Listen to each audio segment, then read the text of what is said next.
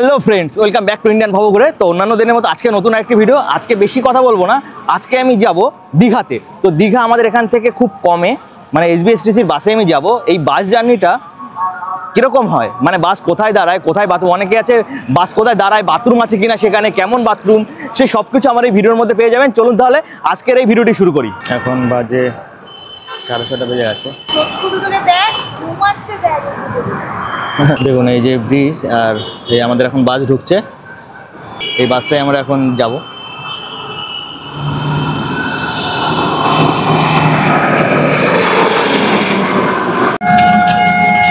আজকে বাসে হেভি ভিড় রয়েছে।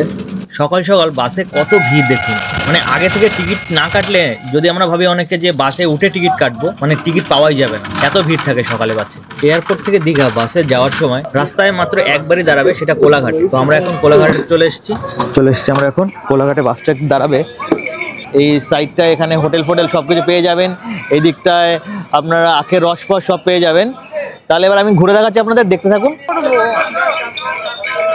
এই দেখুন, আপনারা যখন আসবেন কোলাঘাটে ওই দিকটায় শেরি পাঞ্জাব হোটেল আছে। আর মেইনলি এই দিকে ভালো ভালো হোটেলগুলো রয়েছে, বাথরুমগুলো ভালো ওখানে পেয়ে যাবেন।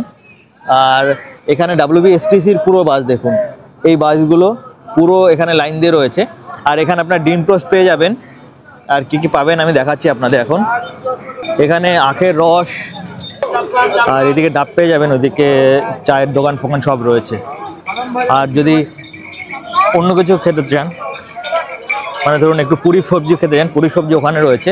এই দেখুন এই হোটেলটা, এর এখানে বাথরুমটা একটু ঠিকঠাক আছে।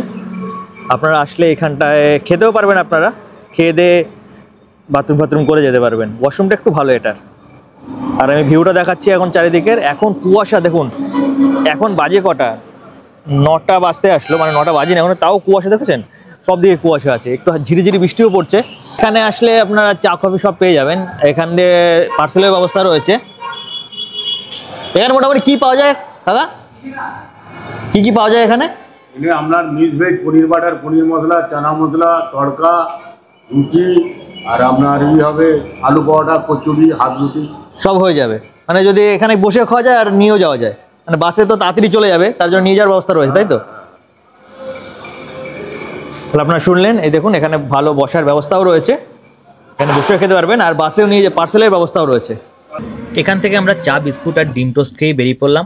কিছুটা দূর এগিয়েই আমরা দেখা পেলাম এই রূপনারায়ণ নদী। এই নদীটা অনেকটাই বড়, বাট এখানে জল শুকিয়ে গেছে বলে অতটা বড় লাগছে না। যখন বর্ষাকাল হয় তখন বোঝা যায় যে এই নদীটা কতটা বড়, কতটা চওড়া। আর এখন আমরা ঢুকে পড়েছি দীঘাতে। এটা ওল্ড দীঘা, এখন যাচ্ছি নিউ দীঘার দিকে। এই দেখুন এখানে চলে আসলাম। আমাদের তো আসার কথা ছিল অনেক আগে, এটাই আসলাম, অনেক দেরি করেছে এইখানটায়, মানে যাতা দেরি করেছে। আপনারা আসলে এখান থেকে টিকিট কাটবেন, এই টিকিট কাউন্টার রয়েছে, যাওয়ার সময় এখান থেকে টিকিট কিনে নিতে পারবেন। আপনারা যদি এসপিএসটিসির বাসে আসেন তাহলে একটু বেশি দেরি করে, আর মোটামুটি দীঘার কাছাকাছি যেতে পুরো লোকাল বাস হয়ে যায়। আপনারা আসলে অন্য কোনো বাসে আসতে পারেন, আরও তাড়াতাড়ি আসবেন। তাহলে এই বাস জার্নির ভিডিওটা এখানেই শেষ করছি। আমি দীঘাতে কোথায় কোথায় যাব, কোন হোটেলে থাকবো, সেটা পুরোটাই আমি আমার অন্য ভিডিওতে আপডেট দিতে থাকবো। তাহলে আপনারা দেখবেন। যদি আপনাদের ভিডিওটি ভালো লাগে অবশ্যই আমার চ্যানেলটিকে সাবস্ক্রাইব করে নেবেন। আর আমার অন্য ভিডিওগুলো দেখতে থাকুন। আপনাদের সাথে দেখা হবে পরের নতুন আরেকটি ভিডিওতে। ততদিন অবধি আপনারা ভালো থাকুন, সুস্থ থাকুন, টাটা।